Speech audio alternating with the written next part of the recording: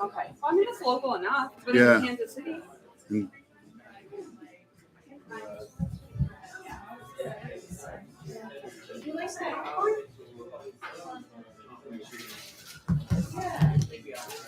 Okay.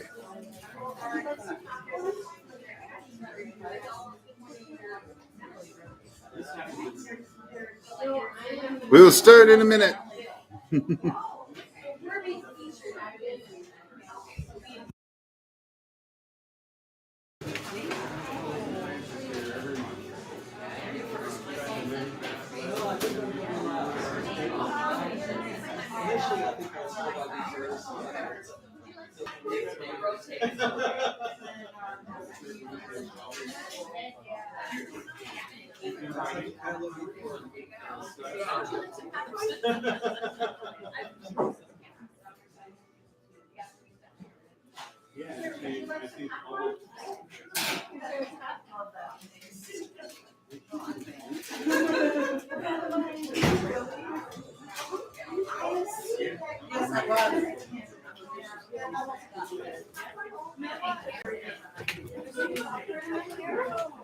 Hi, kids.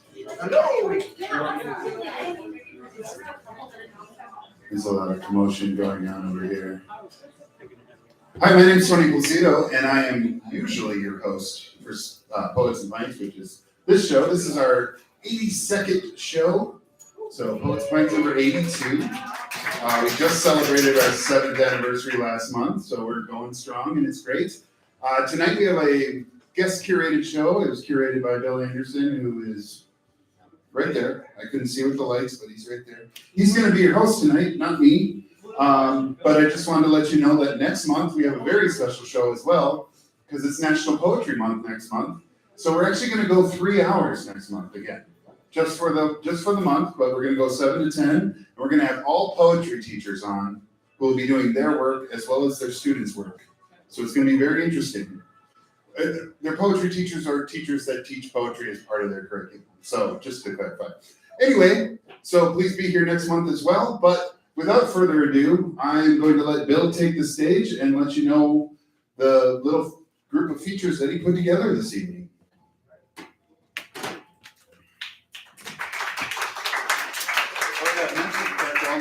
Oh yeah, I will. Hi everybody, thank you for coming. It's wonderful to see you all. It's wonderful to be here. Turn the music up. Oh yeah, that'd be good. I started putting this together actually back in September. Went through an assortment of iterations and stuff, and one of the things I'm finding out is that poets are a little flaky. There it is. Oh. Can you say something? Something. No. Hello. Damn it. Say something. Okay. We got Mike? No. Okay. Damn it. No. You got the music? Say something. Hello? Hello? Testing. Thank you, Vicki. Testing. No. Say something. Hello? Testing? Anything? Hey, you can hear me now. Wow. Some people shouldn't have microphones. Microphones are bullshit. Anyway, I started working on this months ago, went through a couple scenarios that I was trying to arrange, and like I said, I decided poets are on flakes. I finally had to corner some to get an appropriate answer out of people.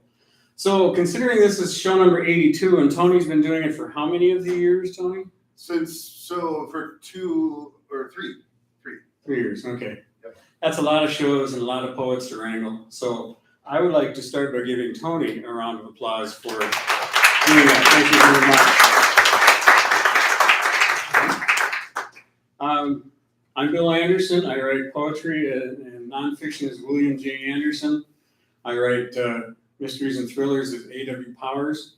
I have 2 anthologies for sale tonight. One is nonfiction that I have an essay in, and another one is a short story collection put out by the Sisters in Crime.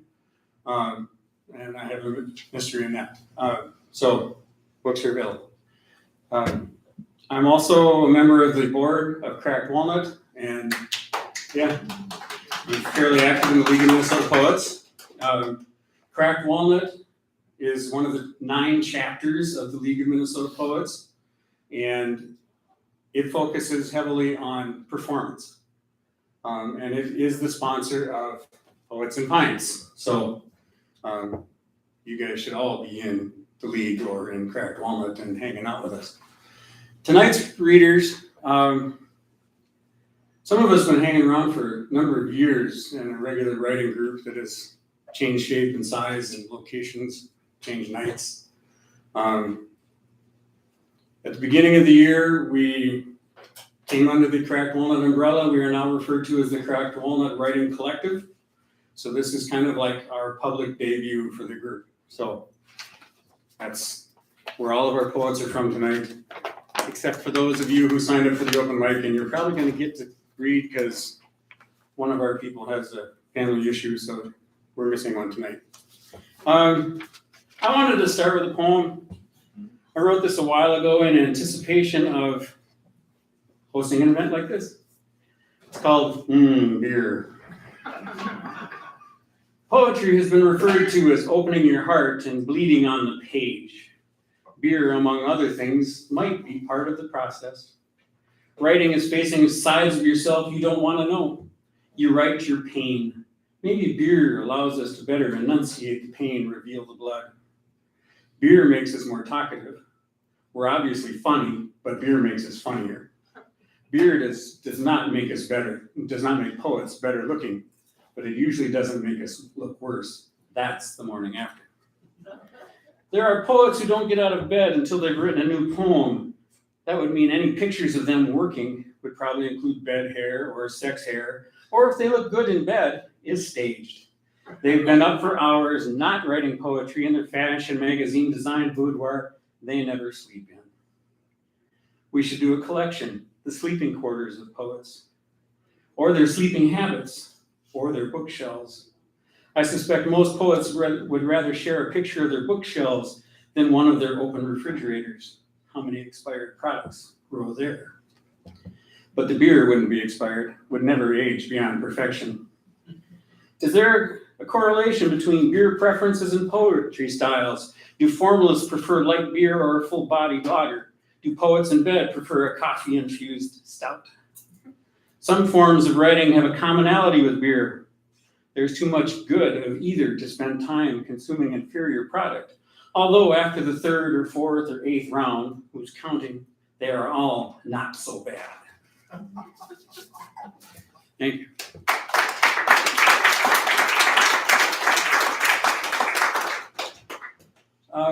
Our first reader tonight, I'm going to have to make up his bio. He didn't send me one. Jacob Robinson is a poet and construction worker who has trouble not hurting himself. He's a musician and songwriter. What's the name of the band? Dream Disease.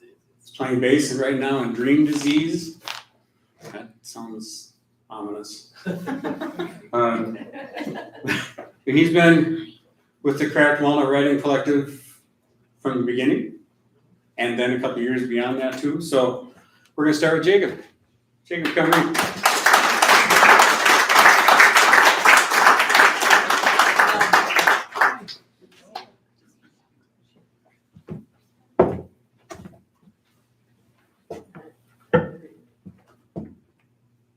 How we doing? Good. Good. Awesome. It's good to be here. It's nice to be a part of the Cracked Walnut Writing Collective.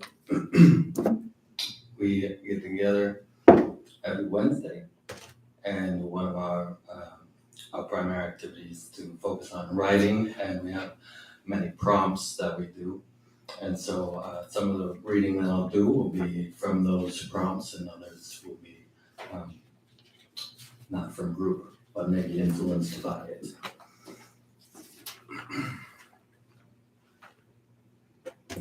This first poem is called The Heat, and the prompt was the appropriate level of spice.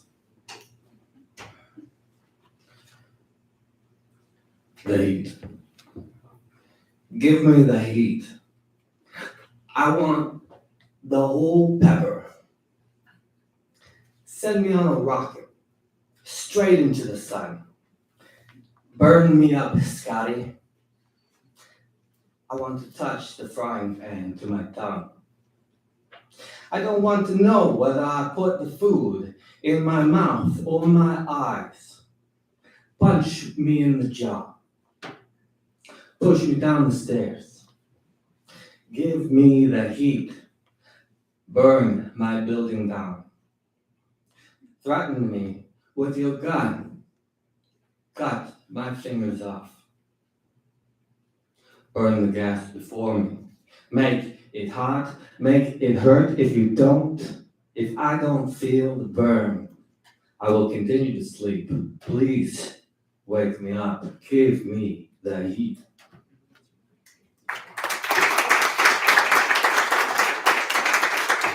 Thank you very much.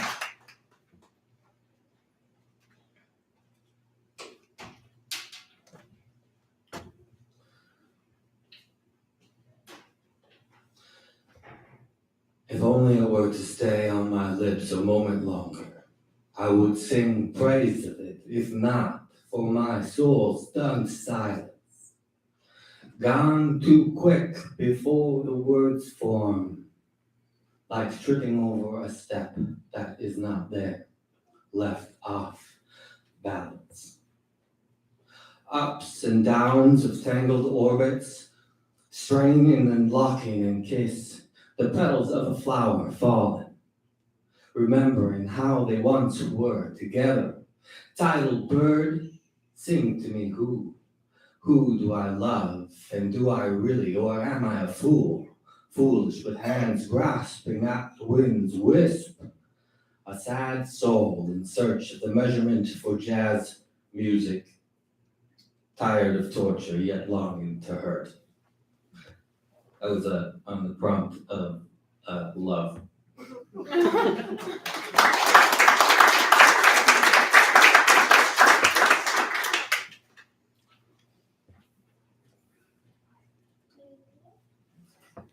In knots.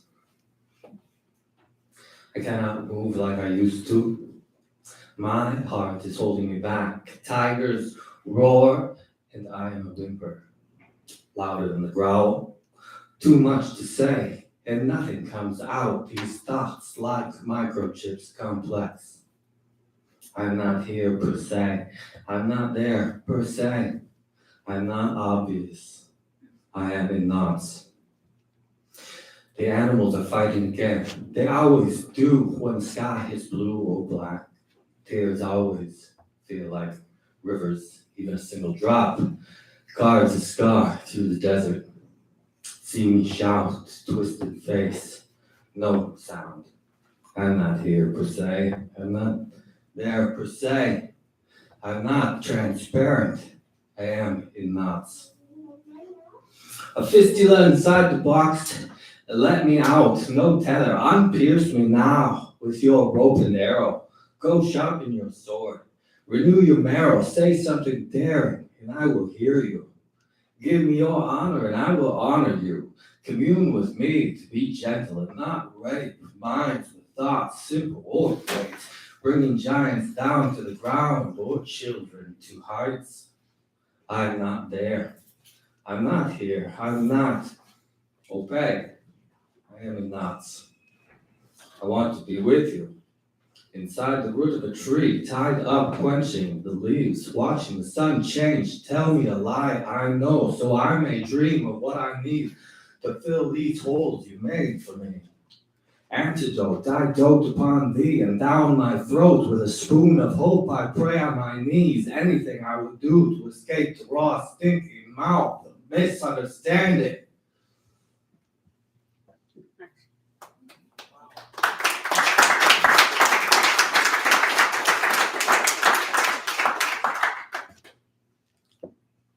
This is Welcome, Sleep, Welcome.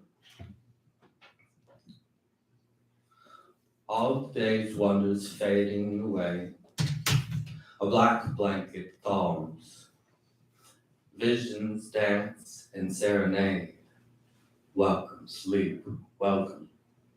Lovers entangled deep within sheets. Through night's mysterious shadows, owl's day. Speckled sky, moon, and midnight rhapsody. Frogs, bugs, fish, and monsters of the sea coming to life in treacherous night. Fog on the moor, knife strikes blood. A slasher in the theater of my mind. He is standing there, behind me again, breathing my fear. Welcome, sleep, welcome. Through bliss or fright, welcome, sleep, welcome. Stand tall, eyes wide, brave in the dead of night.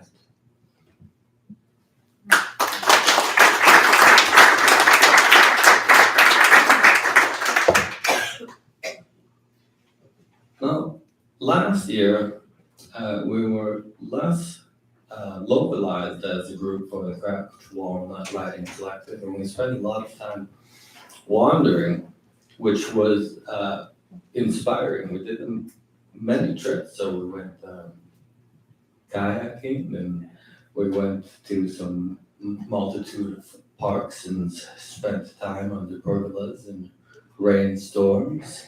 And this poem, Folding Paper into Cranes, is from a journey we made to the Lindale Rose Garden, where they have an arrangement of stones, and you can make your way around in fold origami cranes.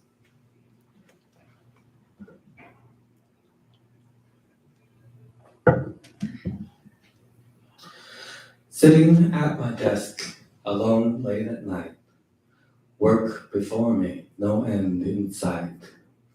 By the trash, a crumpled pile, some beautiful, but not quite right. One more sheet, hands sore from paper cuts. A fold, big, bold, foundational, another, just some.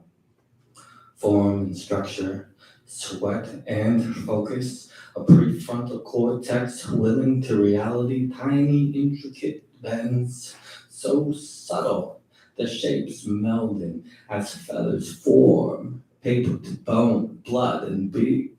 Fold after fold, failed attempts, guts on the floor. A mastery of craft, sacrifice and crossing forbidden lines, patience and madness, secrets in the face of disbelief, calluses, minuscule muscle and reticulated architecture. Fold upon fold, faith from folding, wishing, unknowing, so perfect. Then, life, erupting in a gentle ruffle, a tiny white bird, an abomination, a crane 4 inches tall, graceful and alive, a beak, feathers, feet, heart, and wings that beat this little life before me. From caring hands I see my prize alive. I open the window and out it flies, free the way it was made to be.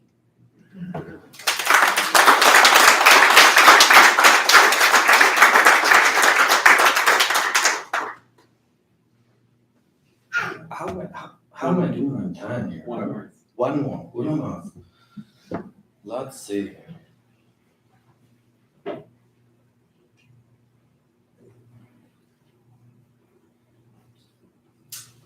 Drawing horses.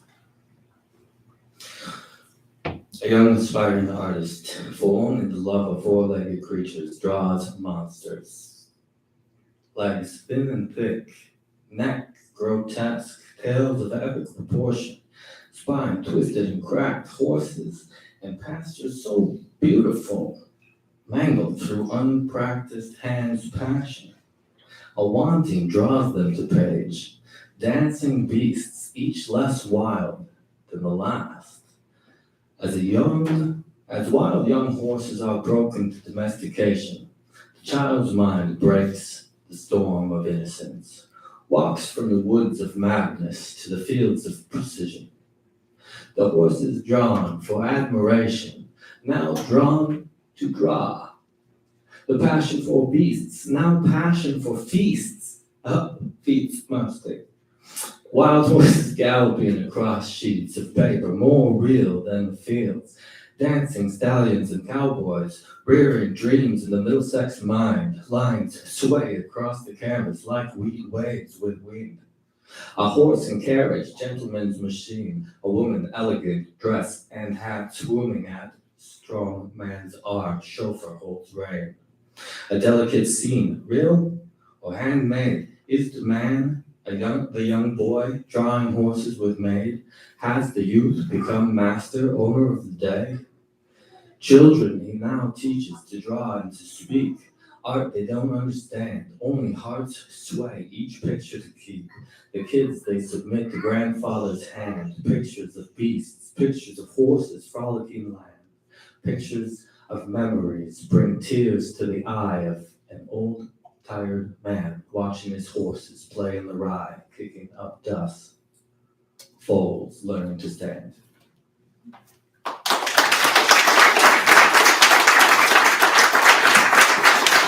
Thank you very much. Lost your guitar. Did Yeah.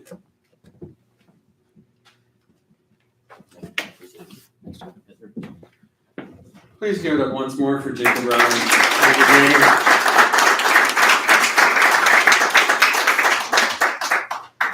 One of the occasional things that happens at Poets and Pints is we have a visual artist hiding in the corner. Some of you were here early enough, you got to go see your stuff. Amanda, would you like to come to a sales pitch? Sure. Sales pitch.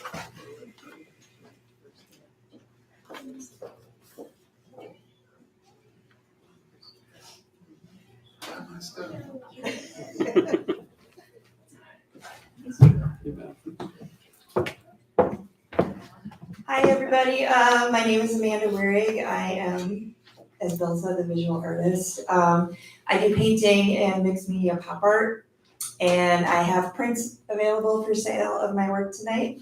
They're $35.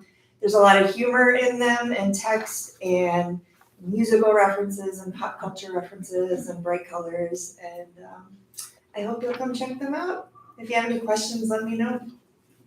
Thank you. We will be staging an intermission, so that will give you all time to go over and look at that stuff. What I saw, I thought was great fun. Anyway, okay, the Cracked Walnut Writing Collective, as has been mentioned, meets sort of every Thursday. We meet the second and fourth, every Wednesday. Excuse me, I don't know what day I'm on. The second and fourth Wednesdays, we meet at the Merriam Park Library on the corner of Marshall and Fairview in St. Paul. It's an open writing group. Our intent is to generate new material, so you're all welcome to join us. It starts at 6 o'clock. They threw us out right at 8 o'clock. And then on the first Wednesday, Jacob mentioned we do kayaking and do paper cranes. Oh, by the way, my paper crane looks like something between an extinct dodo and a reject from Jurassic Park, but I'm proud of it. Theirs, however, were great. So we may do that again this year, see if I can get any better. So we try to move around and find other inspiration. As it's getting warmer, we're probably going to return to the parks and do a little hiking and watch birds and things. So that'll be coming up. The third Wednesday, the reason we don't actually meet is because we're here. Our theory is you wrote a poem, come read a poem. So we are proud to make the third Wednesday of every month. Did I say Thursday again? The third Wednesday of every month, it's Poets and Pints, and that's where we all want to be. So that's where we are. Write that down. Yeah, write that down. We are going to try something different on the fifth Wednesday. We are actually going to get together at a place with safe Wi-Fi and attempt to submit stuff we write. We all love writing. I'm sure all the rest of you poets in here know that we love writing. We don't necessarily like marketing because that's work. So, okay. I'm gonna lay another one on you. This was, the title is You Are Still Alive. The prompt and the title were borrowed from a poet named William Staub, and his poem is called Time. I met him at the Rain Taxi Festival a couple years ago and brought this poem in, and we found inspiration in it.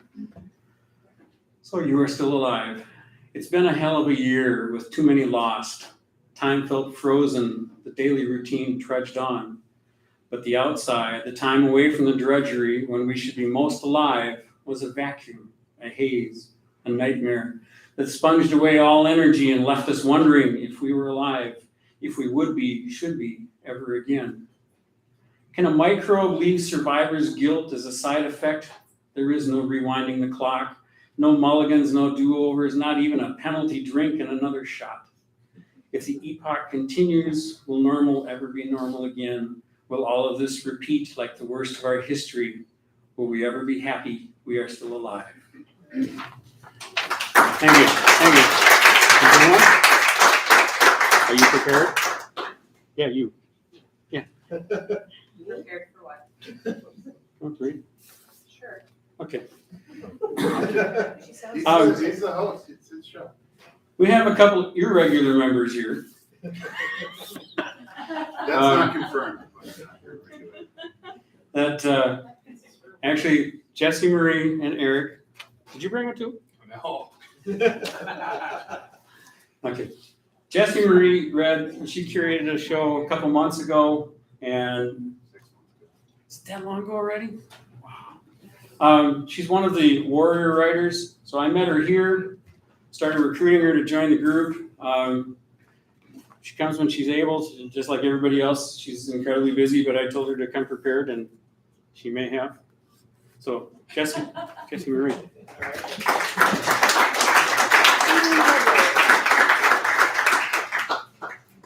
Okay. Then I can get taken off of that list, I guess. Yeah, Maybe. probably. Maybe. We'll see how you do with these ones. Oh, okay. Thanks, Tony. All right. Hi. Okay. Yeah. Hi. All right. So I'm Jessi. Wow. Okay. I will read the one that I was going to read on that list. I've been writing poetry since I was 10. Yeah, I write about all the things. I got published a lot when I was younger. The first time was when I was in the 6th grade. And my English teacher liked 2 of my poems, and so I got a pen name at that age, which has been kind of fun. So I'm published under Marie Atherton, and then also under Jessy Fow. I have a book in the works of military poetry through Middle West Press in Iowa.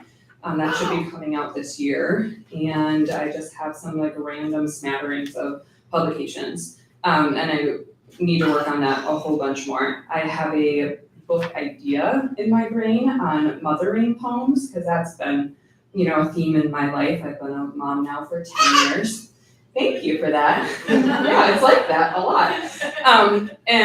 So that's what I write about a lot. I write about my childhood experience. I write about what it's been like being a mom. I write about being a war veteran, being a female war veteran. And that ties into this poem, because I wrote this poem. It came to me when I was at the gym last week. I don't watch a lot of television because I just don't. But the news was on. I was running on the treadmill. We're at war in Ukraine, and they were talking about the mothers and in shelters with their children. And that just broke my heart a little bit, being a war veteran and being a mother, kind of looking at it from a different perspective. And so this poem just kind of came to me. And it is titled, Things That Keep Me Awake at Night. I had a mother. I have a father I do not know. That's how I got here. I don't have them anymore. I still long for guidance, as elusive as it seems. I still, at 40 years of life, cry myself to sleep. I have 3 daughters. The oldest is so kind that kids are cruel. Her eyes, blue like topaz, have been calling out injustice since she learned to speak. The middle child is still learning to breathe.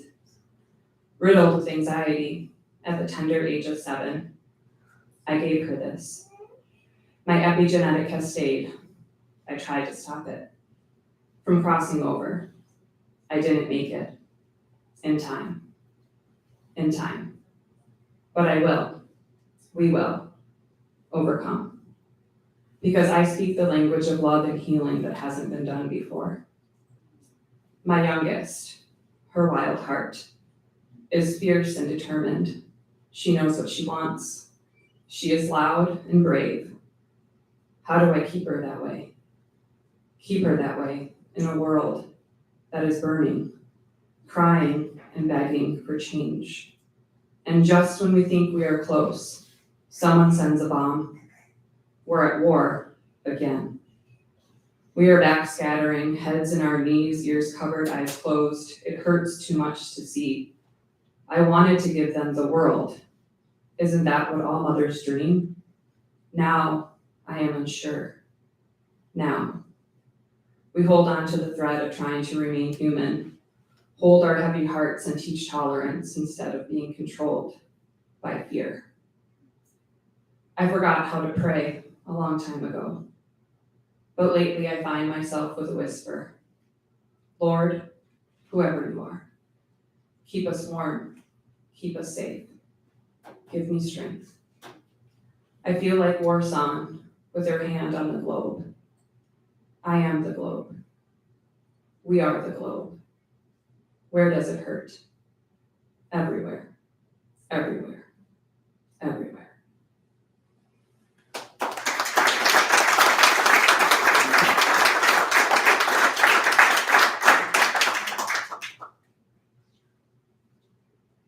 Thank you.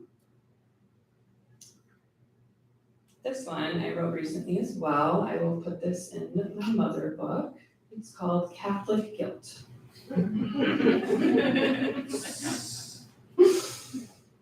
I want all the things I cannot have. I also do not want or desire, because gluttony is a sin. I learned that in catechism after school every Monday, when we took the class to learn how to be a good Catholic, but not entirely real Christians. I never learned why she stayed in the car and preached about confession, yet never asked for forgiveness, when it was her hand on my face, turning cheeks crimson and leaving marks on my body that I eventually learned how to cover up. It was easier that way. Isn't that what the Bible says? To give in to your master? She didn't love us like a mother loves her daughters. It was an arrangement. She made her opinions known on which side she stood.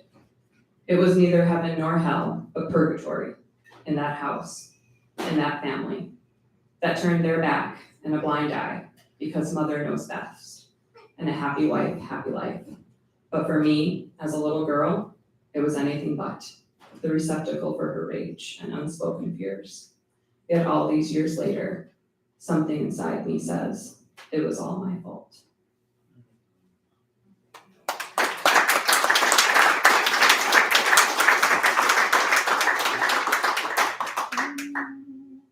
Maybe one more that's a little more lighthearted.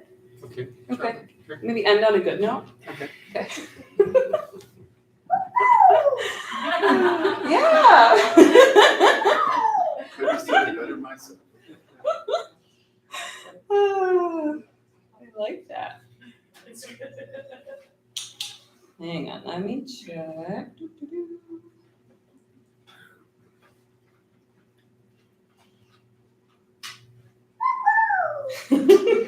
I like her.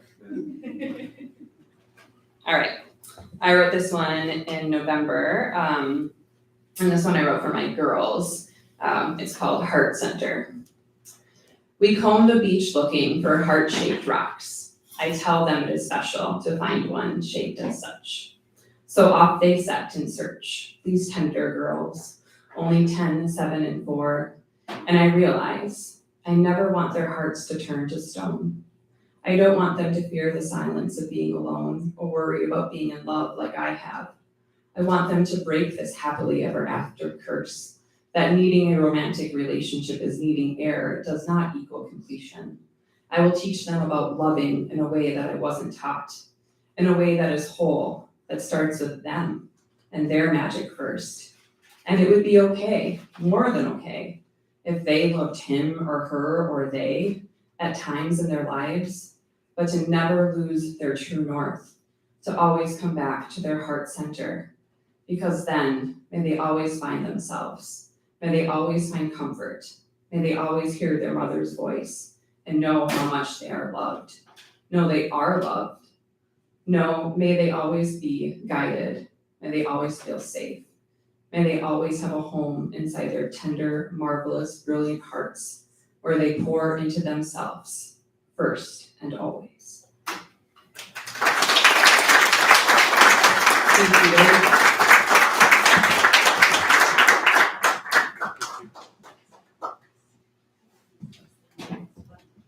Once again, please, for Jessi Marie.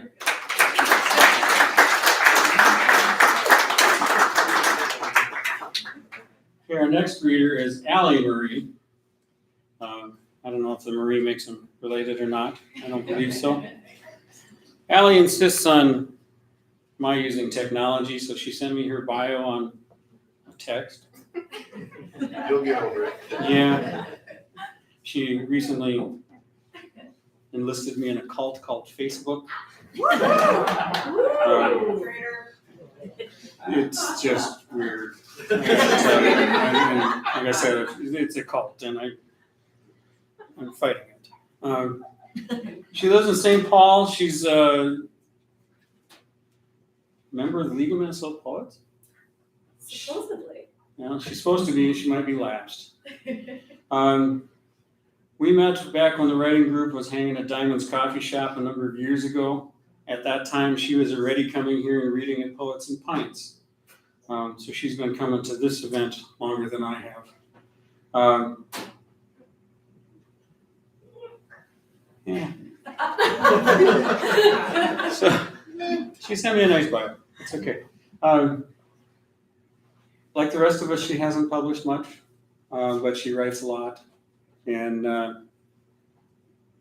she's on Facebook a lot, which is kind of a good thing because she's trying to teach me. But anyway, enough of that. Alli Marie.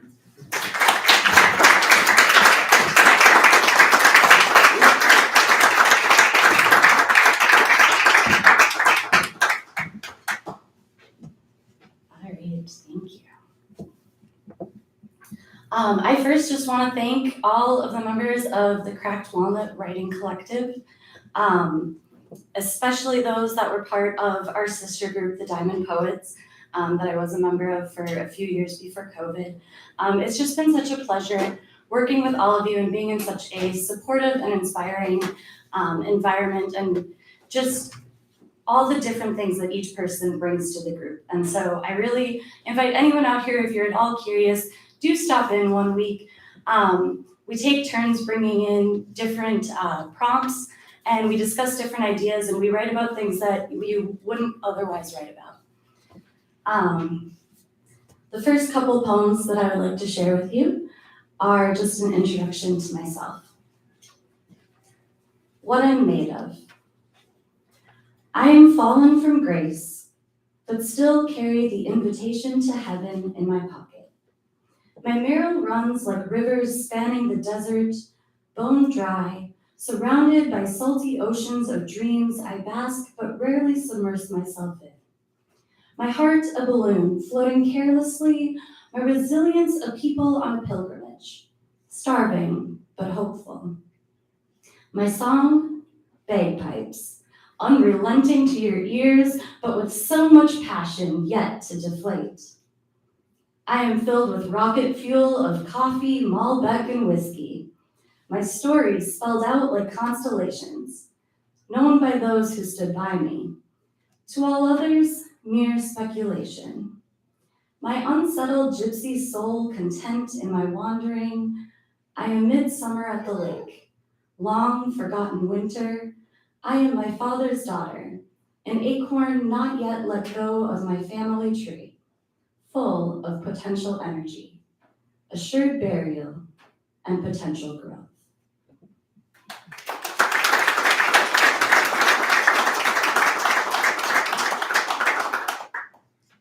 I am a broken record. This is for the record. I am a broken record of defeat, retreat, regroup, let go, grow, survive, strive, stretch, very little rest. Rinse and repeat, it's not about balance so much as the beat, frequency, what's between. Defeat, retreat, recoup, let's go, stretch, grow, strive, surprise, another test. Thaw and reheat, it's not about balance as much as the beat, frequency, melody, and harmony. Deplete, recede, prelude, let grow, retry, surmise, it's time. Intentional rest. Rinse and repeat, it's not about balance as much as the beat, frequency, what's between. Bridge the gap, better not best, process, digest, take a breath, and invest. I am blessed.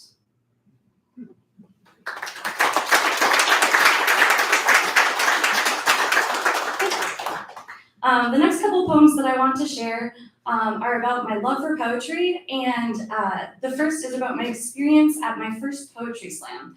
If you've never experienced a poetry slam, I highly recommend it. You'll laugh, you'll cry, it'll change your life. Maybe it's just me, I don't know. Poem. The magic of language, allowed to dance freely across a page in every which way, allowing metaphor to paint dreams or nightmares I would never express.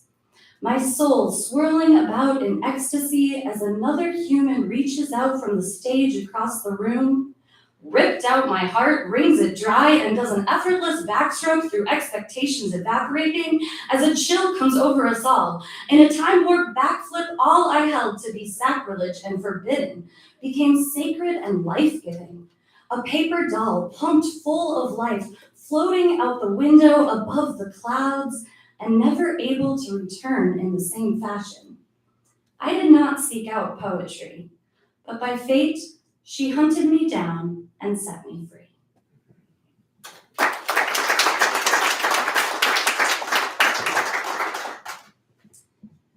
This next was based on a prompt, how would we rename poetry? Poetry rolls off the tongue like a song, well, a limerick, a skipping of a heartbeat, the soul escaping through a sneeze, the dance of a butterfly dodging windshields during rush hour, or the hum of a boat motor in July. It's the creak of a soapbox as the speaker's voice cracks like the skipping of a record or whine of a violin, the click of her heels as she walks down the hall. It's the feeling when you first open the door to your home after a long, hard day's work. That absence of time, occasional rhyme, and a reason to envision what my bones believe in.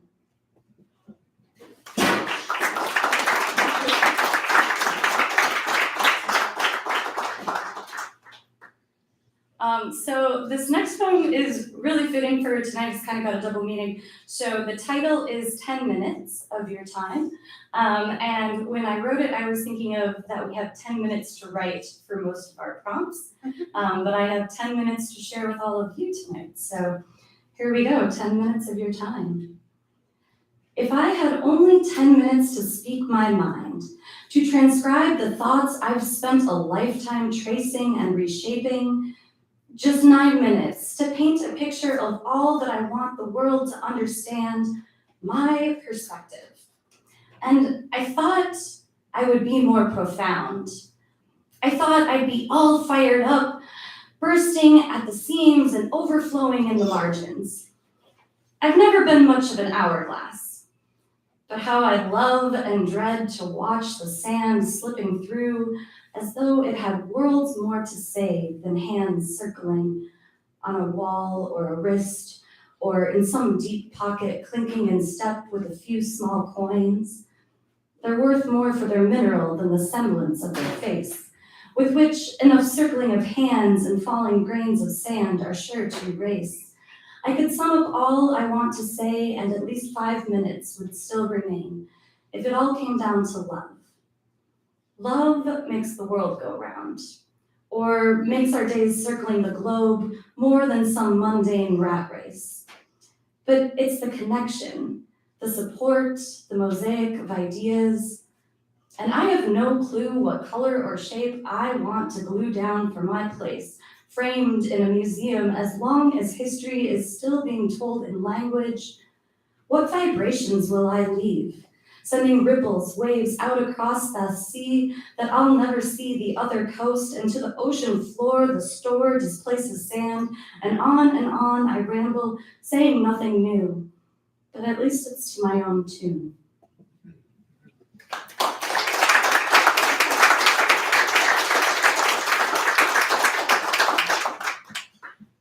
This is the upswing. From deep darkness, in deep holes, in deep woods. Swinging up on puffs of purple smoke, sliding down endless willow branches, disconnected, interconnected imagery, all I feel but cannot put into words. My heart says more in silence than my tongue with years of training.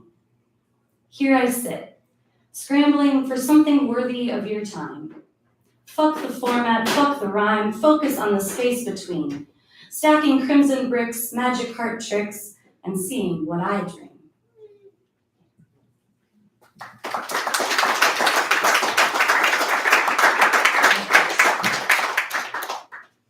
Ooh, this is fun. Okay. Fragmented dream. Chasing a dream as the other side chases me, and all they say and do. Each traffic jam a necessary pause, each raindrop a blessing to wash it all away. And me along with it, all resisting the falls, submit to the flow, but the words dance around concepts. My spinning subconscious can't process in the state I'm in, keep up the walls, closing in. And the wind, a karmic nudge towards penance, as tornado sirens ring vibrations through my ears that could shake me right out of my skin. Who was I again? Not that I now am. And I awoke still chasing a dream I could scarcely recall, but the longing felt all too familiar.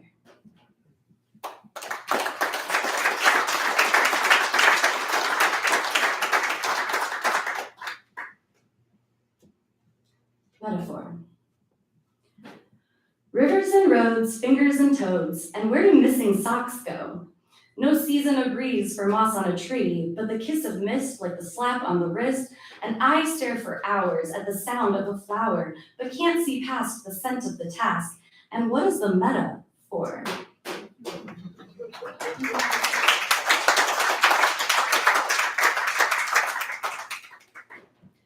Okay, so this next poem, I do want to share the prompt because I love the concept. And this is a quote that comes from Jamal and his The Big Book of Exit Strategies. And the line is, I still believe what matters most is not where I bend, but where I am growing. This life is a journey, and my path is winding. As all good stories come from the detours, and I all jitters from the moguls of potholes, my dreams of smooth sailing turn to riding the waves and enduring the storms. My skin thickens, but my heart stays soft. It is the only way I've rehearsed to survive. My bones grow soft too, curving and bending as my spine has done for years. I find myself reaching out, grasping at the bowlines. My limbs turn tentacles, and I wrap myself around all that I've held dear, then succumb to the depths and find peace in my being. The other sea creatures cannot fathom the earth I have left behind. My past is of no consequence to the evolution I've now begun. A turtle on the sand, basking once again in the sun.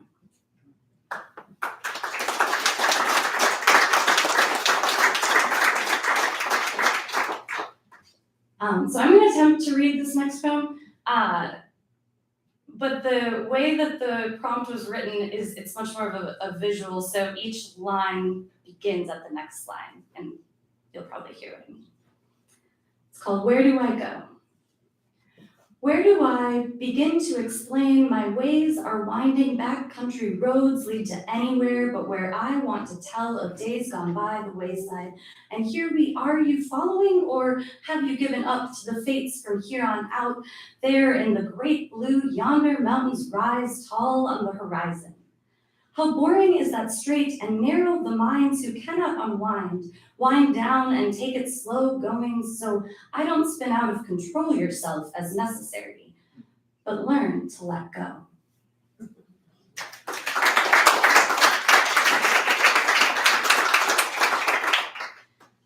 So this last poem that I'm going to leave you with means a lot to me. It also came from a writing prompt from one of our sessions. However, I had a lot on my mind that evening. I have a tendency to get stuck sometimes, and I couldn't let something go. And I have found, as I'm sure many of you have found, that the more you tell yourself to stop thinking about something, the more you end up thinking about it. So we need to first look at it, recognize it, process it, before we can truly move on. So I will leave you with closure. Shut the door, shut the windows, shut my eyes. Trying as best I can to find that closure. Diving down into the depths, testing how long I can hold my breath. My ears pop from the pressure, the weight of oceans pressing in on all sides, the mystery of the darkness revealed. As I catch a quick glimpse of another world, gasping as I resurface. The warm rays of sunshine splashing over me. I was right where I belonged from the start. How seldom we concede this until the end. How can we truly find closure if we have not first allowed ourselves to be open?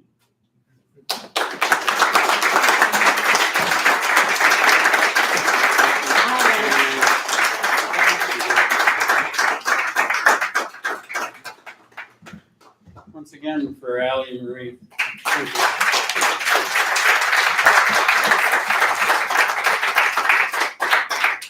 She does do quite a bit of the, I guess, kind of do more of the circuit of open mics and stuff than the rest of us know about. So she may have some clues for you if you want to go read somewhere.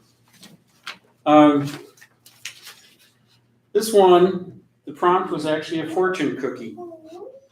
And the fortune is the title, which is Old is Me plus 20. Young is situational, in school, of legal drinking age, foolish enough to consider me old. Then there is the mind, our old souls, old or just advanced, mature for their physical age. There are people, because of their minds, who have been old their entire life. My mind knows I'm old enough to drink legally, but is young enough to learn, to want new adventures, to find a fun career. Even though the specter of time looms, my mind still has an extensive things to do list, still believes I can have it all, do it all, recognizes no limitations, even when my body complains, and some child too young to appreciate experience, wisdom, and cunning tests my patience. Thank you. Our final scheduled reader is Michael Kiesow Moore. He's published 2 collections which are for sale over on the table. One is called What to Pray For. The other one is The Song Castle. He also published a collection with his mother. She provided the art, he provided the poetry. And overall, he's published a lot more than most of us. He's been in Among the Leaves, Queer Male Poets, and on Midwestern Experience, A Loving Testimony, Losing Loved Ones Lost to AIDS. He's also the founder of the Birch Bark Reading Series. I was at the first one, and I was an irregular attendee since then. I didn't actually get to know Michael until later. Actually, I got to know him through Peace and Social Justice Writing Group at the Loft Literary Center, which he was actually the founder. It was based on one of the classes he taught. And really the important line on this bio that he actually provided me that I was able to print. The important line is, when he is not drinking too much coffee, Michael can be found in St. Paul dancing with the braggarts Morris dancers. Michael Kiesow Moore.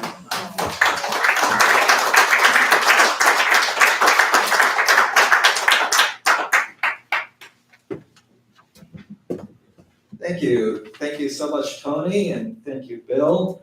And thank you all of you for being here tonight, and giving us your time to hear us. It's really lovely to see you. Let's see, where am I? Okay, it's been a while since I've done this. In fact, I don't think I've done a live reading since before the pandemic. So this is really a wonderful experience. So I'm really glad to share this with you. The first poem I'm going to read is from my book, The Song Castle, and I often call this the book that no one knows about. I had the book launch in January 2020. And so you can guess what happened. All my plans for it, they went up in smoke with much of the rest of our lives at that time. The first poem I'm going to read is called The War 1919. It's based on a drawing that's at the Minneapolis Art Museum. And I dedicate this reading to the people of Ukraine. The War 1919. The drawing shows a crowd of refugees, backs bowed, many carrying bulging rucksacks over shoulders. One man perhaps carrying a child in his arms. They cross a desolate plain, a bare-limbed tree in the foreground. The figures are small. At first glance, you only see a horde, lost below masses of black clouds that press down upon them. One man stands out with his arms thrown into the air. This work of art is over 100 years old. It could be today.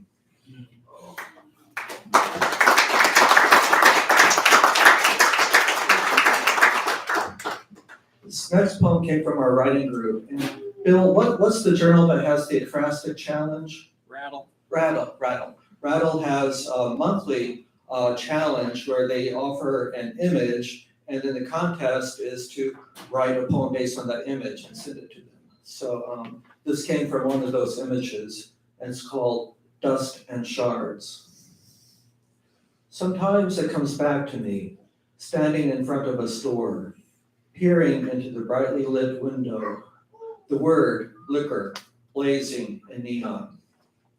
The memory, what it looks like inside, how it smells, that antiseptic odor with a whiff of cardboard only liquor stores have. It was so many years I quit drinking. Sometimes I want to walk inside, not because I want to drink again, but to prove that what sits in there, within each one of those tiny, shiny, bright bottles, has no more power over me. That should I march within the store, each one of those ancient demons will shrink down to tiny worms in my presence. I am now the one who looms. I want to see those demons wither, to make the bright lights black out, see it all crash into dust and shards. The moment passes. I walk on.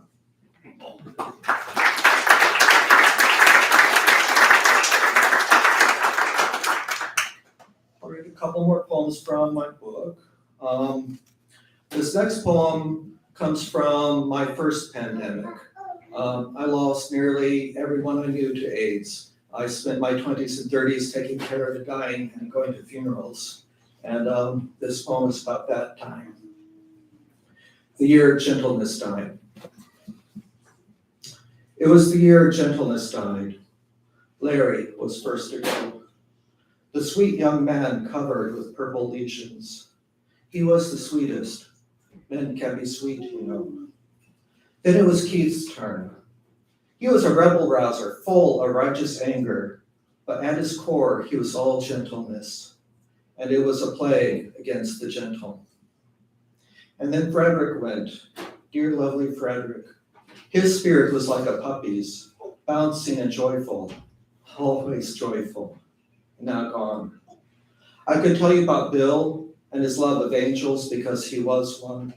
And if you never met Carrie, I could do this all day, telling you all whom we lost the year gentleness died. They went in the tens, then the hundreds. We lost them by the thousands, then 10 times that across all the lands. They kept falling, all the gentle ones.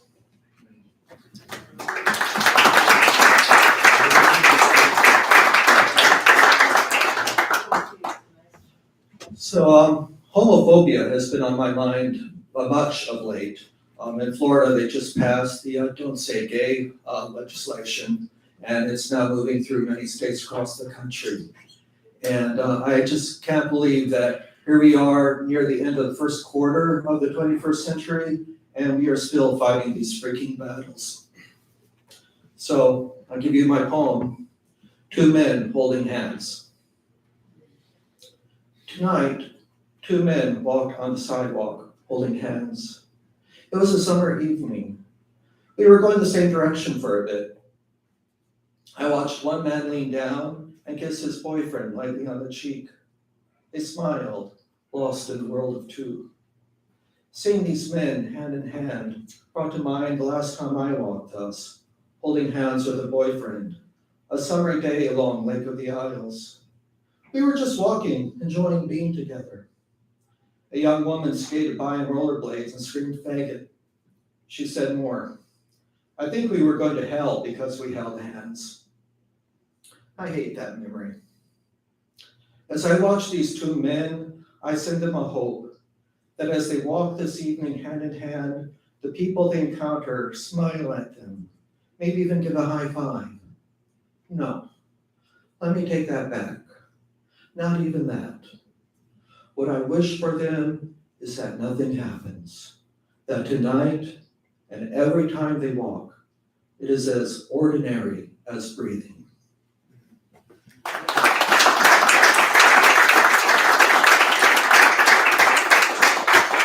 Thank you.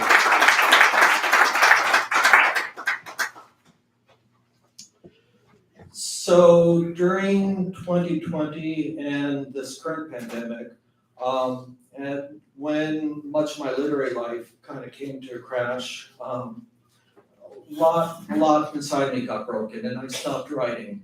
I even for a long time even wondered if I even wanted to write again. Sometime during that period of time, I wrote this poem, which is called A Poem on Not Writing. I have not written a word since the COVID crisis began. What do you need to know?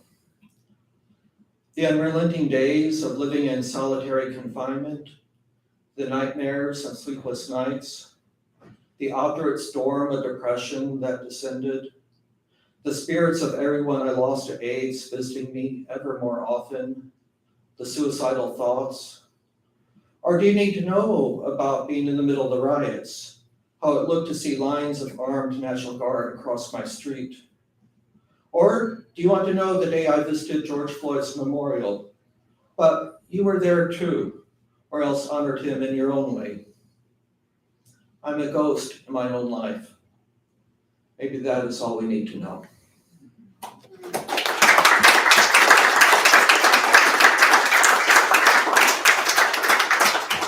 Well, since that time, I've been doing some writing. I write every Wednesday night with our poetry writing group. A lot of times people ask me, so are you writing? And all I can really say is, well, I do on Wednesday nights. And that is the truth. That is really the only time I've been doing any writing. It's been like a little lifeboat for me. So thank you to all the collective who helped keep me afloat. This next poem came from one of those nights together. Don't remember the reading prompts. Sometimes our prompts are we bring poetry to read to each other that we come across, and this was from one of those poems. And this piece is called Bones. Memories can be hard as bones. We carry them in a sack, collecting the bones since we were children. We open our sacks and show each other our bones we do not bury. This one is a bully who beat me up in a playground. Here's the bone of one who pulled a knife and wanted to kill the faggot. And here's the bone of a lover who decided he did not love me and left. I have a lot of those. We have so many bones. You take yours out of your sack. We compare the lengths, the weight of each other. You have some heavier than mine, and I wish your sack was lighter. Can we not bury all these bones or make a bonfire of memory? Maybe we can trade each other our sacks with promises that we will empty them. Or maybe I will just carry your sack for a while so you can have a break from your memory's gravity. Still, I dream of the time we can be done with all of these bones. Stand up, unweighted.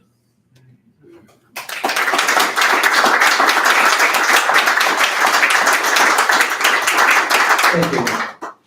For my last poem, I'll read from my book again. And it comes from having watched the news this morning. When I first wrote this poem a few years ago, I had in mind the images of violence against the transgender, especially the transgender of color. And my God, today it's just even getting worse. And I think this poem has actually gotten bigger than that subject. So I offer this to you as perhaps even a kind of prayer. It's called The Lost Language. I dream of finding a lost language, a language that has no words for war or any kind of violence a human can make against another. This old, forgotten language will be wise in the use of gender, not binary. This language won't even have the word for binary. And this will be a language that has more words for love than the colors of a large box of crayons. Each word a new shade of care. And so vast that dictionaries fill to the brim with every different hue. And all the colors of the human clan will be described by these words of love. For when you speak of your fellow beings with love, how could you ever harm one? If we cannot find this long lost language, then let us make it now. Thank you.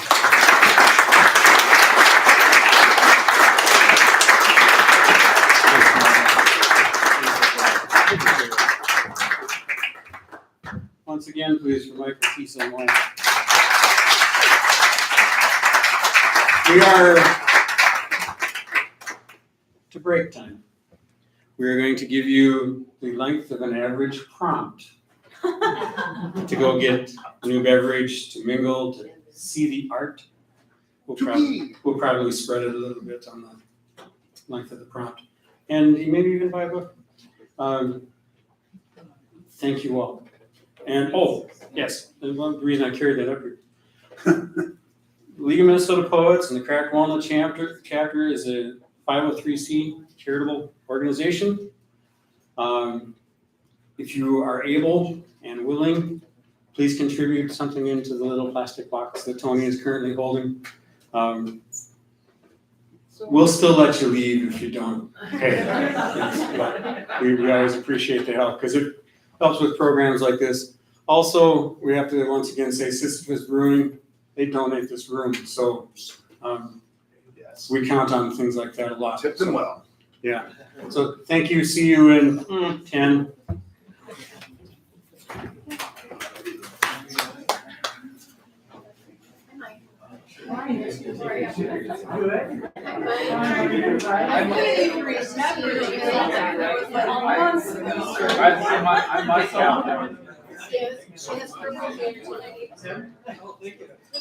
She has hair today. There is that. I really wonder what this said. So you've gone to this is my Yeah. Go to the store. Yeah. Write it up. Nothing like Would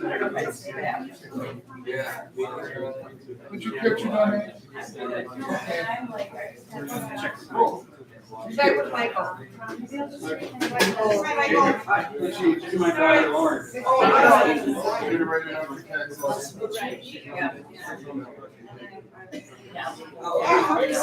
Yeah, so. What's your guys' name again? One more time, sorry. 10, 15, 20. Perfect.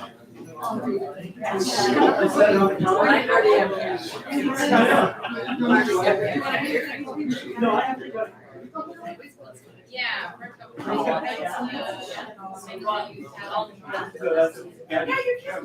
Oh, the bag is also. I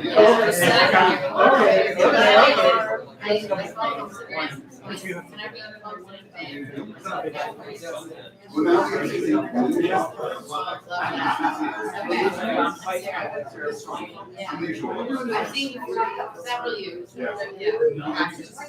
Are you? No, but I really love. Oh, the last week. If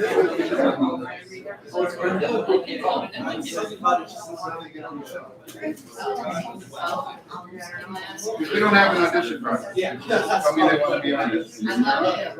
It's really good. There's some highlight of my mom. That's so great to hear. Tell everybody. All right.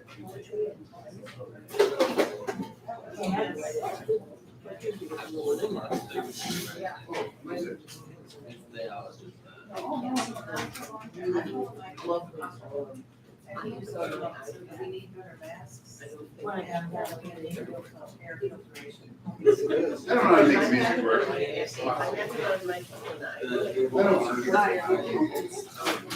I gave her a lot.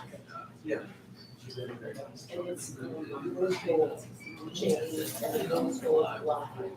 And you decided what James. And was little shards. So you did something with her. And her form was just so. It was just wonderful. Yep.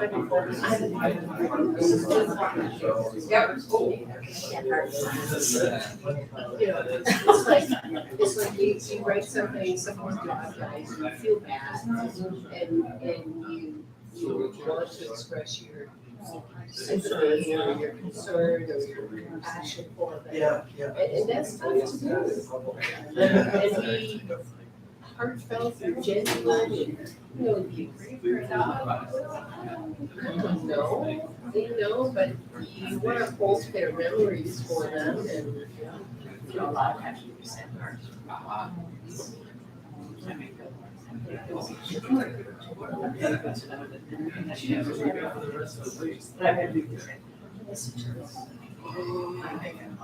He's the writer. Yes, absolutely. Well, I was just, because we had a fellowship. He could write our names and we could read them. Like, Yeah. Learn to him. oh my God, yes, yes. And then it was a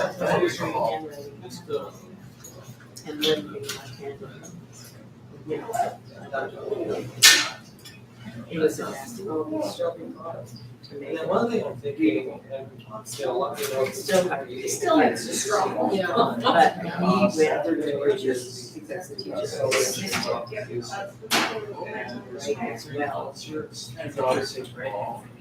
So they're making changes, right? I don't remember if they made it right then. I'm going to go. The instruction was all right-handed, so Okay. to do it like this, you know, was, and the teacher. Our guest is left out and she taught herself how to write cursive. It's not done, it's not done. And so she taught herself how to write cursive. Yeah. And when she takes notes in class or in a notebook, it can be published. It is so perfect. And she took it as artist, right, sculptor, right? She. I can write. Did it.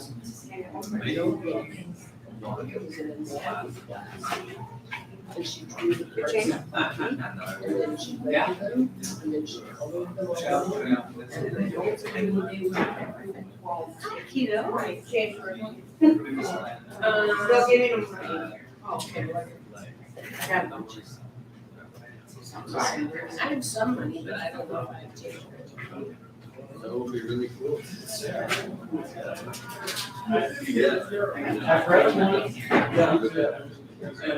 And back to you.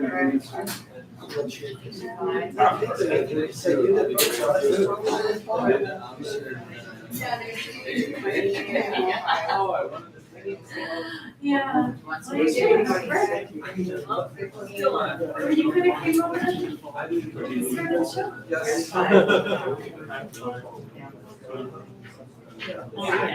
I think Sarah was pretty, How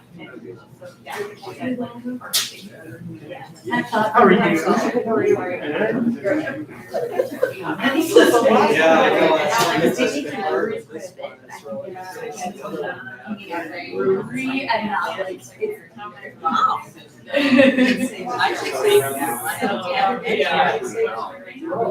How about that? Yeah, okay, I got one.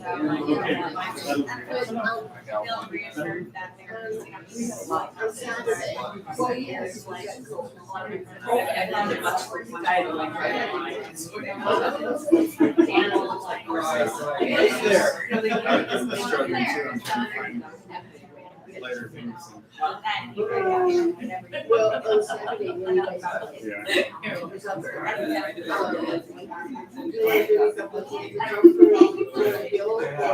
Should I buy some chocolate? Because I didn't get some wine. I buy red wine and white. But if you want to cook, I don't want to buy a six pack. No one wants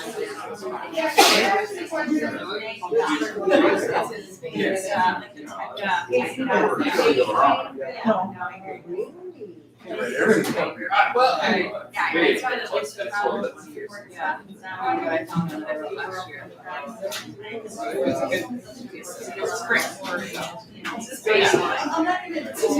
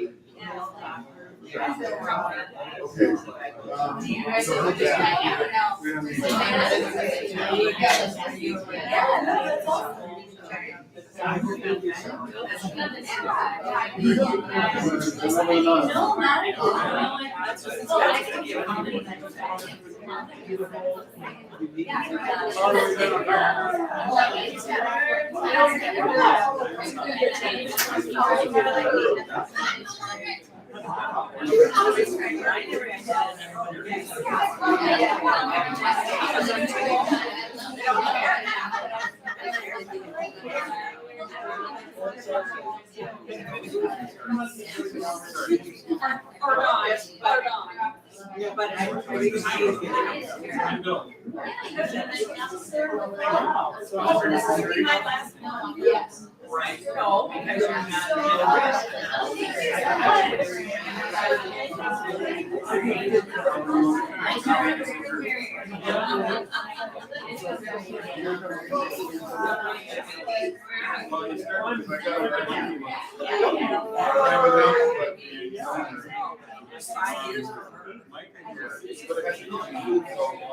Well, it's a little, it's not a pure secret, it's 9 6. But it's like and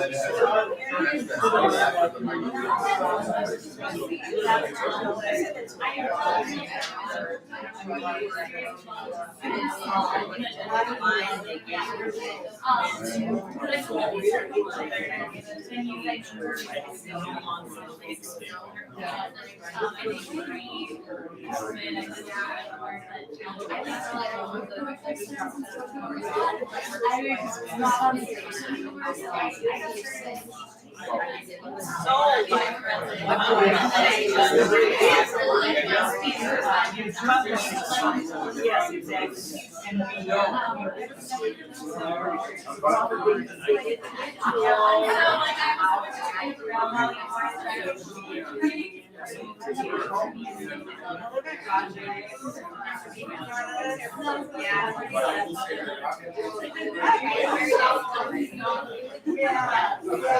I used to live up on this.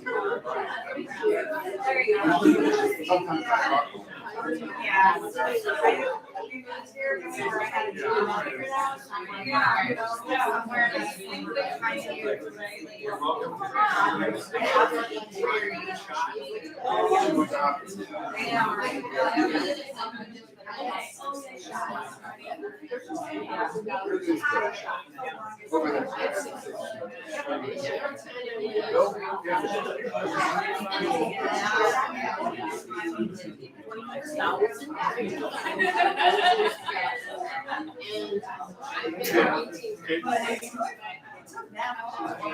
The orders I give, you randomize it however you want.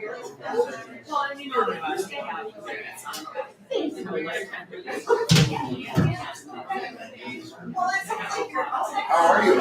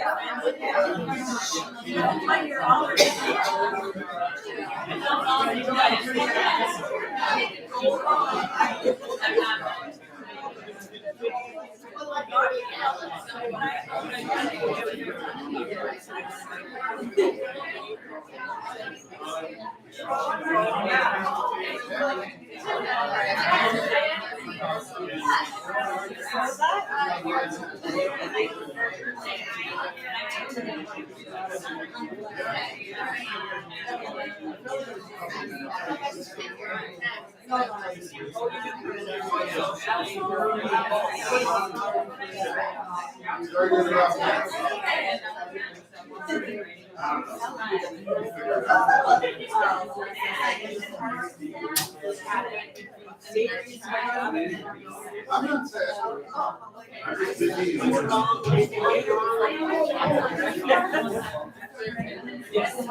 Unlike at writing group, I'll give you another minute.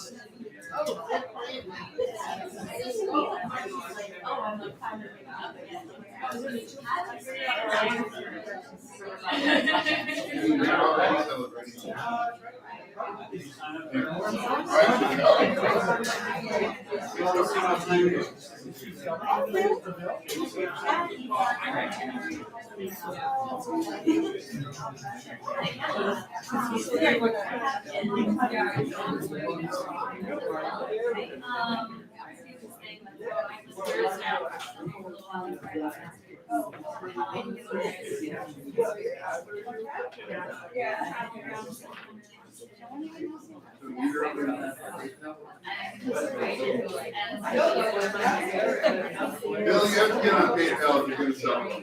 I won't sell them for you. Okay, fine.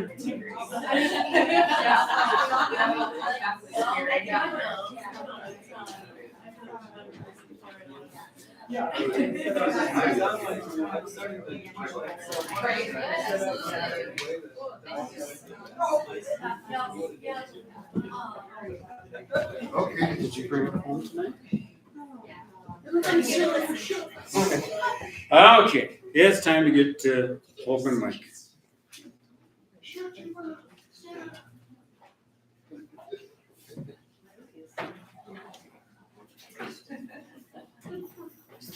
Mike, give me a number 1 through 7. Mike?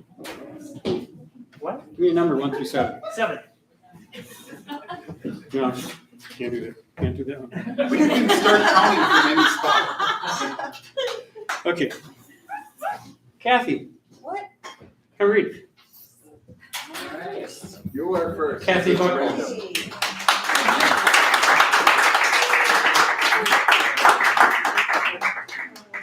All the way to the stage, people, all the way to the stage. You're going live.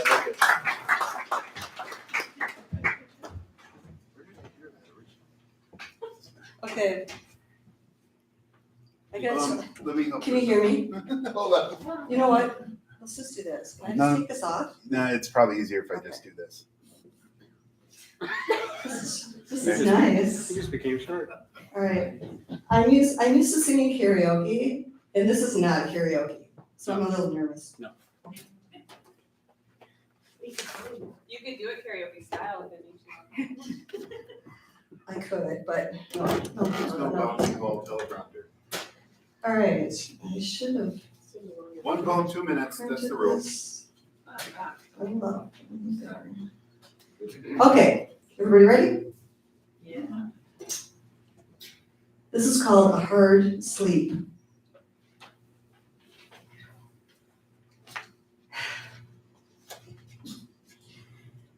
Into the Nile, amidst crocodiles, her soul floats in a bassinet, lulled to sleep with a mother's hush, hush.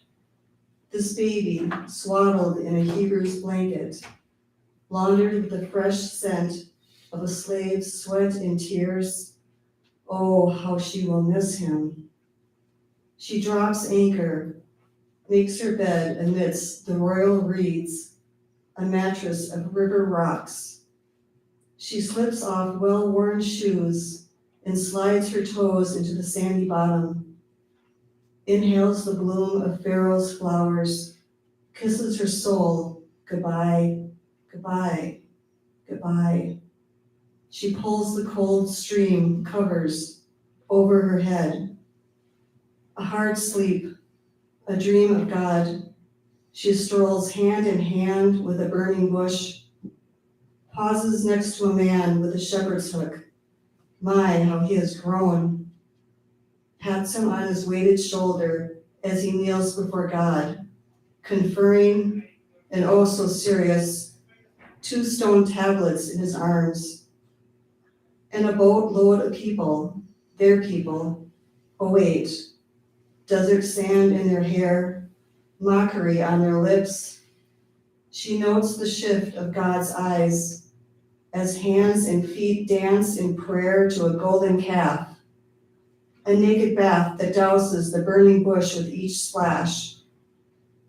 After a sleep of 40 years, she opens her eyes, swims to the surface, a trail of Egyptian soldiers in her wake, scrambles her tired bones onto shore where a voice crackles, "Here am I."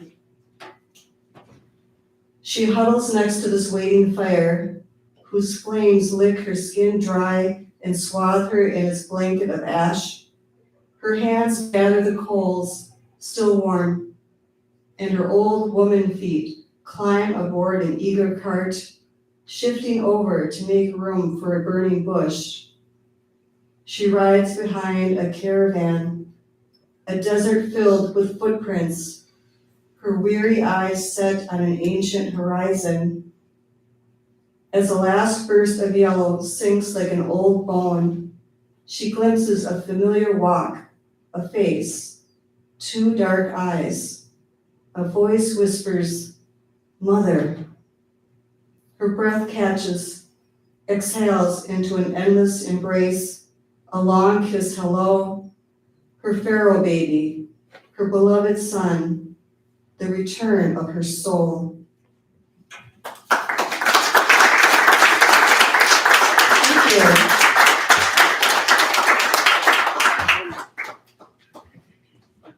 Let's see that. Yeah, I guess it depends on who's next. Charlie. Oh yeah, I gotta raise that.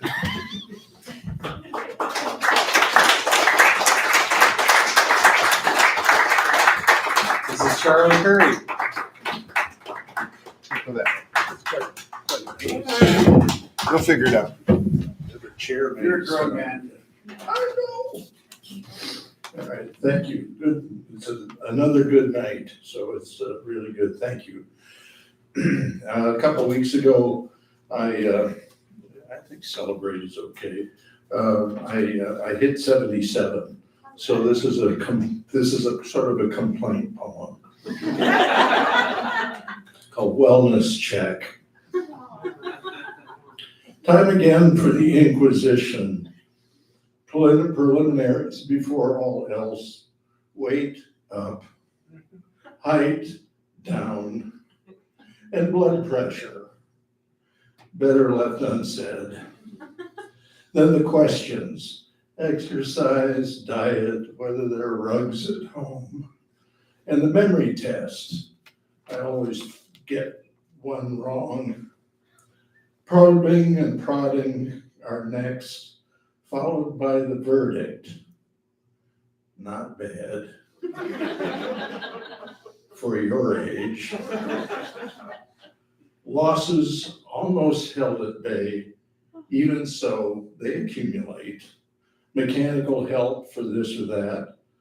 Chemistry for others. Perseverance and adjustment for the rest. My mother called them little deaths.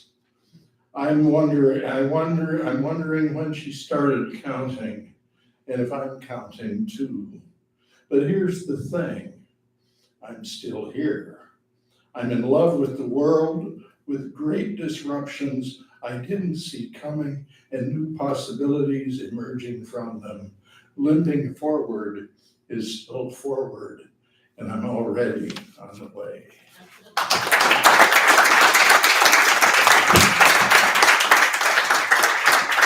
Thank you, Tyler. Terry, you're up.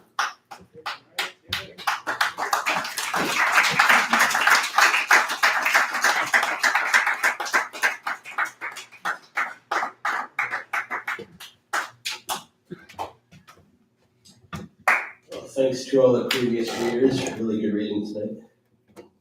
Hell yeah. Where's Charlie? You do not look 77, gotta tell you. You're not. More like 80. No, that's not nice. That's not nice. I guess I'm an experimental poet, for lack of a better word. I don't know how you would describe me. But this has no title. It's broken up in numbered parts. 1. I'll fly away, oh glory, I'll fly away. Take the crows and pigeons with you, and the white yellow pumpkin seed. 2. I haven't had enough coffee. Paint the wall, Ramon colored willful. The phone keeps dying, and my computer has the IQ of a park bench. My back is a U-spring, dumb rusty pipe. Ice prickle, stab dance the holy marimba. And my knees yell, I don't know your password. You're not working today. It's not so cold today. Sky cloud worthy, something periwinkle pewter. I go numb in the brain writing these words. They come out stupid. Are you my mother? What's the price of cheese? Haven't got the COVID yet. Haven't got the COVID yet. But at least I'm not young anymore. I'm not gonna die in Russia. 3.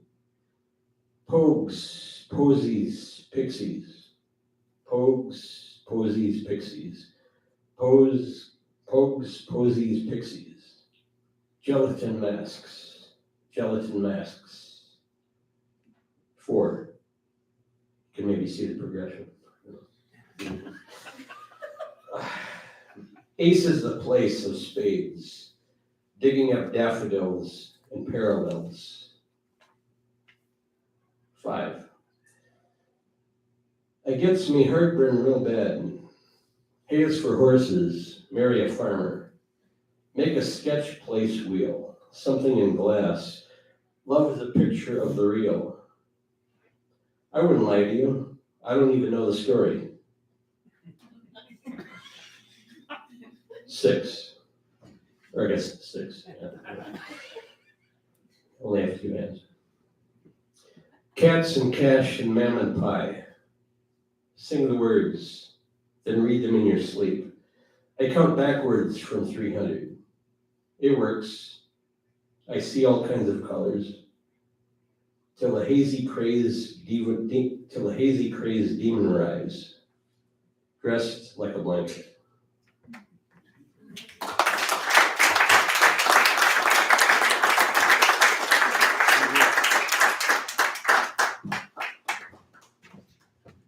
Brittany, you're up.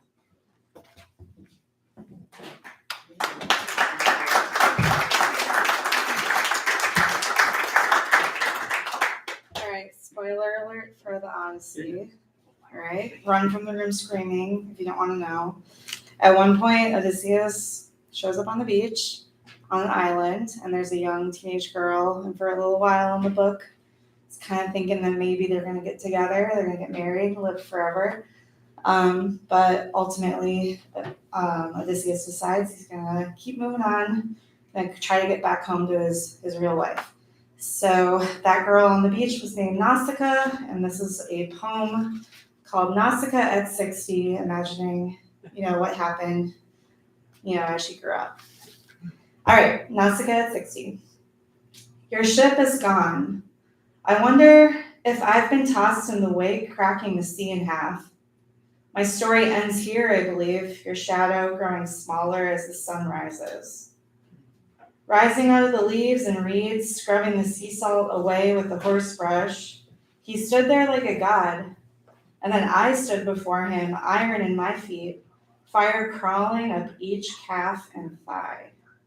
I see him rising in the heat plainly. With a touch of gold, I see him rising. Once there was the blue of sea, the froth in the water, the tide's unceasing pressure, pleasure warm and perfect. My whole body lifted in the surf, a perfect pentagon, a star. Stood among the high pillars, laughing, touching, our voices mixed with the leaves. Chased the ball like a pup for him. Listened to his story with my hand holding my throat. This man. He, one day like a mist, rose up and away. Left the world billowing like laundry.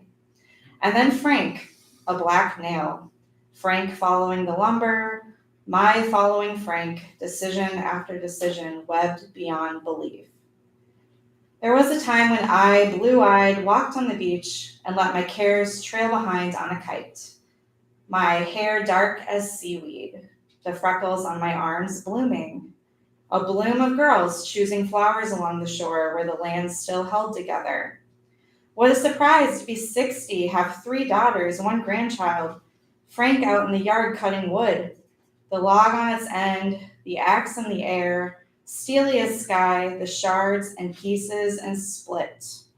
Now he tramps the snow in, goes back to wash, the door sealing the wind. His hands are raw with cold, the heel of the axe. I scratch at dishes with a wire. Once I plucked the heads of roses and flung them in the water. I burned my heels on the sand, walking back and forth, unhappy, young. I piled myself with leaves and drowsed beside the river. I watched the light glisten and change in the filter of their veins. I smelled the pieces of his life in them. Frank stands naked at the table, shaped like a raindrop, his dew feeling through the fabric of my pants. He carves the emptiness apart, works to fill the shattered jar. I asked him to remember.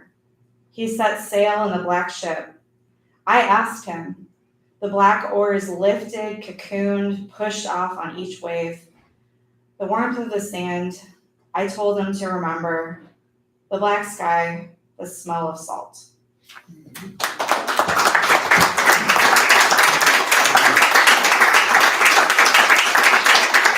Rick Gilbert.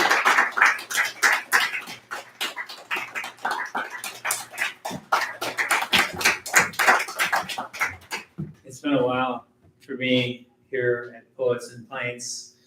And it's a delight to see that old friends' faces show up in familiar places.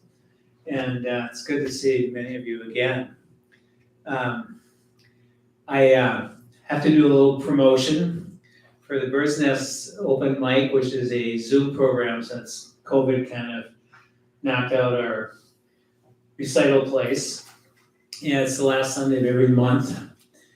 We have a guest poet who does about 20, 25 minutes. Tony has been a guest poet on Bird's Nest. Our poet, guest poet, or guest artist, this coming March 27th is a Minneapolis poet, a bartender, kind of like construction worker, but no, he works behind a bar, he's called a bartender. Nathan Bergstedt. Nice. I ran into him at the Prodigal Poetry Reading Series the last time I saw Terry.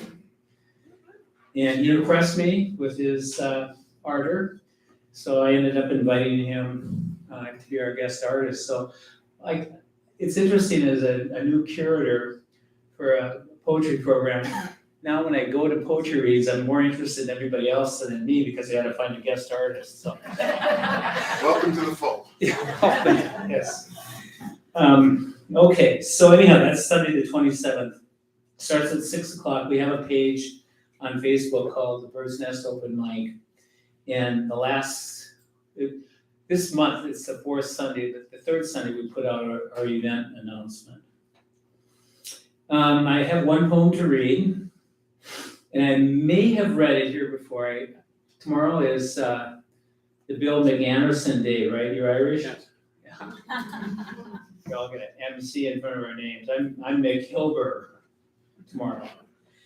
I do have a great grandmother that was a Jennings, and I had a sister who went through a divorce fairly late in her life. She died of Alzheimer's, but she didn't take her maiden name back, and she didn't keep her husband's name, even though her children had his last name. She took this Irish name Jennings because my father loved the little bit of Irish he had, and I've got less. So the poem I'm going to read you tonight is about as much Irish as I have in me. And I composed it on like the 18th floor of a office building in downtown Minneapolis in 2020, and it went on for like 18 weeks, writing in the voice of Seamus Jennings, who lives in northern Minnesota, near the Iron Range, near a small lake and a bigger resort. And he decides that he's going to do the local news. And if you can just keep that up, you'll get through this whole thing tonight. Good morning, listeners. You tuned in for the local news. You have for March 17th, 2020. The wee ones are afoot this day. And in the news, mind ya, a report just in from St. Paul, Minnesota. We've learned that the bars in St. Paul are closed. Do you have to run? They run out entirely of the green beer. And they are excusing their shortage, blaming it on the wee ones for hoarding the green beer. So you are advised to not visit St. Paul on the St. Paddy's Day. It's the wee ones, the leprechauns. Communications have been made with the Wheat House, concerned about unnecessary wee ones coming in from Canada. And we are hoping for not an especially tall wall to exclude them. This is the best I can do this morning for a news report. Check in with you tomorrow. This has been the local news with Seamus Jennings here. Good day.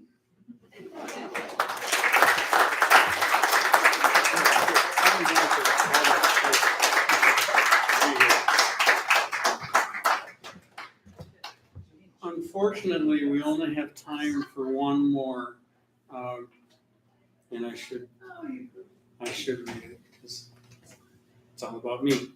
Anyway, I would like to thank all of you for coming tonight. I would like to thank all of our readers, all of our open mic guests. It's been great fun for me. Our closing act is Tony. All right.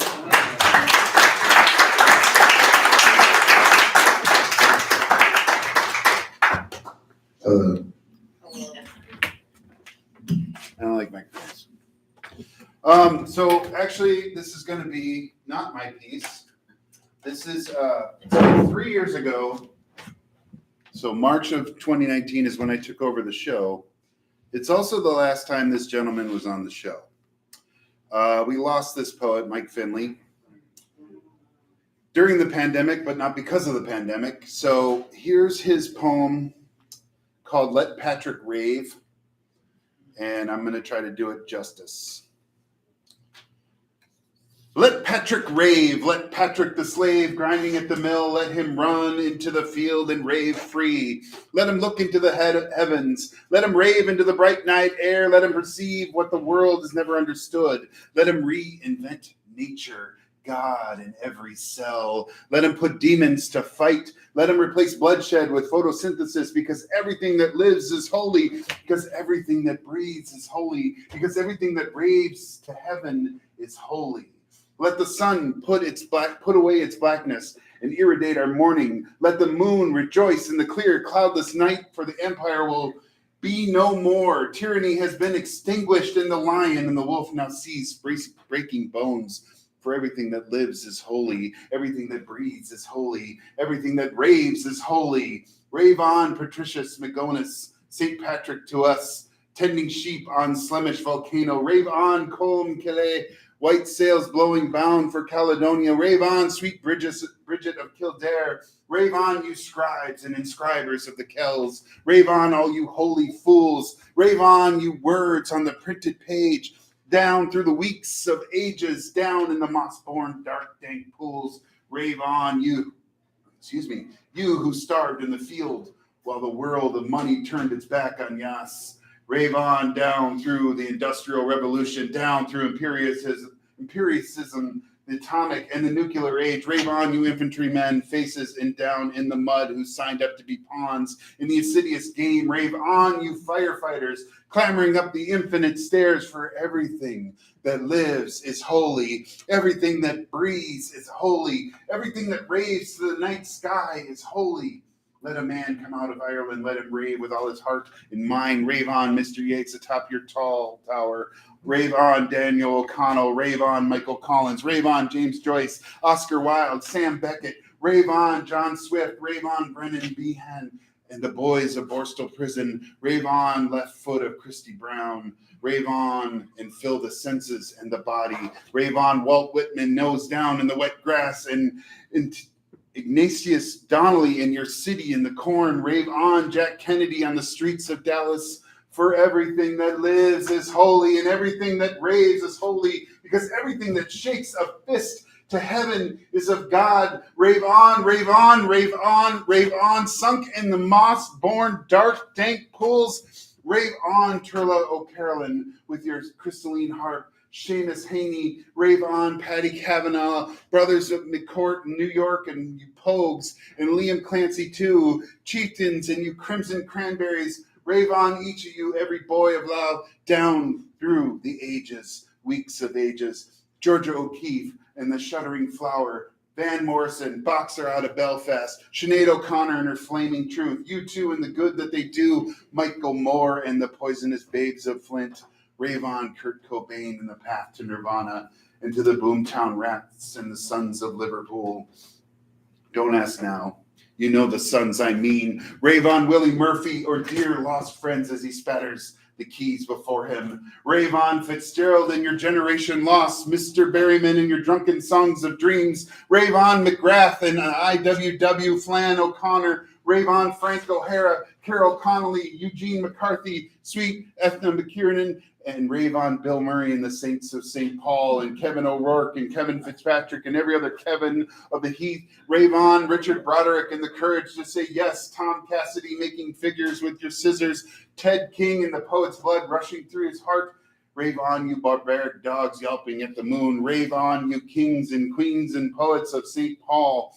Rave on, you dazzling shape-shifting Mississippis.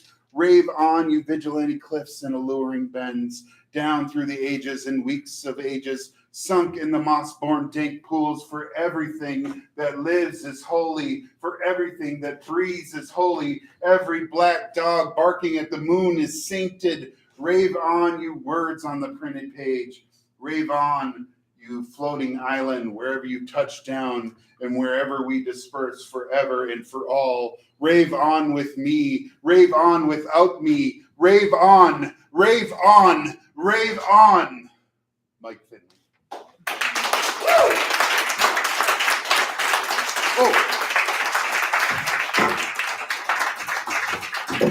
And I want to thank Bill for putting together this show. Thank you very much. It's been a great show. Thank you for coming to Poets and Pints number 82. We will be here on April 20th. That is our next show. And, smoke up, come down. It'd be great. But it will be all poetry teachers. And I hope to see you all here that night. We will start at 7, but we will be going till 10 that night. But now we have to clean up and get the hell out of here. Thank you.